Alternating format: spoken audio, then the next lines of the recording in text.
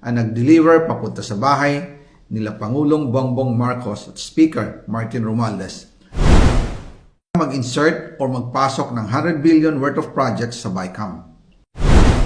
Sana po ay hindi nila ako mapatay bago ko mailabas ang lahat. Ginawa ko lang ang utos sa akin, pero ngayon, handa na akong harapin ang lahat.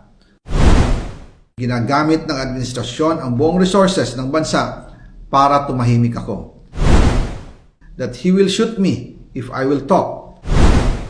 Gagamitin ako bilang panakipbutas sa kanilang kampanya laban sa korupsyon. Hindi na ako mananahimik, ilalabas ko ang lahat ng katotohanan. May resibo, may ebidensya, at may pangalan. Para sa bawat Pilipino, alam ko na buo ang galit ninyo sa akin ngayon. Nauunawaan ko rin kung bakit. Lalo na at malaki ang halagang nakataya. Pero bago kayo humusga, hayaan ninyong ipaliwanag ko ang buong katotohanan. Matagal akong hindi nagsalita dahil may direktang utos sa akin.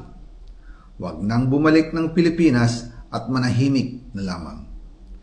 Umalis ako noong July 19, 2025 para sa aking medical check-up. Nakaplanong bumalik pagkatapos ng SONA ni Pangulo. Pero habang papauwi na ako, tinawagan ako ni dating Speaker Martin Romualdez at sinabihan, "Stay out of the country. You will be well taken care of as instructed by the President." Noon naniniwala pa ako sa kanila, kaya't hindi ako bumalik.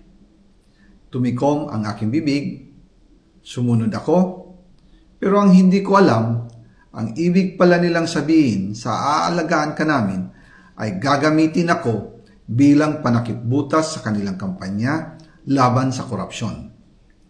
Ginawa nila akong poster boy ng kanilang sariling kasinungalingan. Ngayon, hindi na ako mananahimik, ilalabas ko ang lahat ng katotohanan. May resibo, may ebidensya, at may pangalan. Nagsimula ito nung tumawag si Sekmina Pangandaman sa akin nung nag-umpisa ang BICAM process last year, 2024. Ang sabi niya, katatapos lang ng meeting nila ni Pangulo at may instructions na mag-insert o magpasok ng 100 billion worth of projects sa BICAM. At sinabi pa ni Sekmina, you can confirm with Yusek Adrian Bersamin dahil magkasama sila sa meeting ni Pangulong BBM noong araw na yon. Tinawagan ko po agad si Yusek Adrian Bersamin at tinanong ko kung may instruction nga ba ang Pangulo na magpasok ng 100 billion during their meeting. Ang sabi niya ay totoo nga po. Right after our conversation, tinawagan ko po si dating Speaker Martin Romualdez at nireport ko ang instructions ng Presidente to insert the 100 billion projects. At sinabi niya sa akin, what the President wants, he gets. After ng ilang araw, nag-set po ng meeting si Sekmina Pangandaman at Yusek Adrian Bersamin sa amin ni dating Speaker Martin Romualdez sa Aguado Building in front of Gate 4 ng Malacanang at nandun din po si Yusek Jojo Cadiz. During the meeting, binigay po ni Yusek Adrian Bersamin ang listahan na worth 100 billion. Tinanong ko po si Yusek Adrian kung saan galing ang listahan.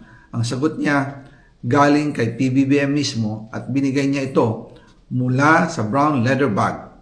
Nung sinabi po ni Yusek Adrian Bersamin, yung brown leather bag, naalala ko noong nasa Singapore kami right after the elections of May 2022 sa Hilton Hotel, kami ni dating Speaker Martin and PBBM habang pauwi at pabalik ng Pilipinas, hinabol ng PSG ang brown leather bag at ang sabi ni PBBM, maiwan na lahat, wag lang ang brown leather bag.